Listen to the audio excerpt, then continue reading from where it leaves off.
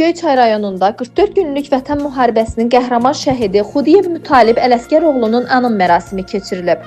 Mərasimdə Göyçay rayon icra hakimiyyətinin əməkdaşları, hüquq mühafizə orqanlarının nümayəndələri, din xadimləri, şəhid ailələri, ictimaiyyət nümayəndələri, məktəblilər və şəhidin doğmaları iştirak ediblər. İlk öncə şəhidlərin əziz xatirəsi bir dəqiqəlik sükutla yad olunub. Daha sonra çıxış edən natiqlər qəhrəman şəhid Mütalib Xudiyevin döyüş yolundan göstərdiyi igidlik və şücaətdən danışıblar. Mütalib Xudiyev 3 mart 1993-cü ildə Göyçay rayonunun Bəydövür kəndində anadan olub.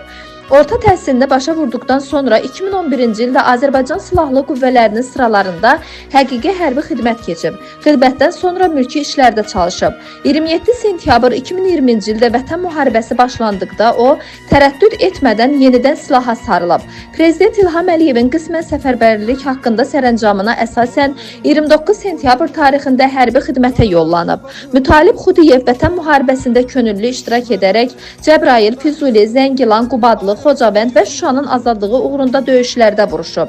7 noyabr 2020-ci ildə Şuşa istiqamətində döyüş tapşırığının yerinə yetirilməsi zamanı şəhidlik zirvəsinə ucalıb. Qəhrəmanlığına görə Azərbaycan Prezidenti İlham Əliyevin sərəncamı ilə ölümündən sonra Vətən uğrunda Xocavəndin azad olunmasına görə, Füzulinin azad olunmasına görə, Şuşanın azad olunmasına görə cəsur döyüşçü medalları və Vətənə xidmətə görə ordeni ilə təltif edilib. Tədbirin sonunda məktəblilər vətənə sevgi və şəhidlərə ehtiram dolu şeirlər səsləndiriblər.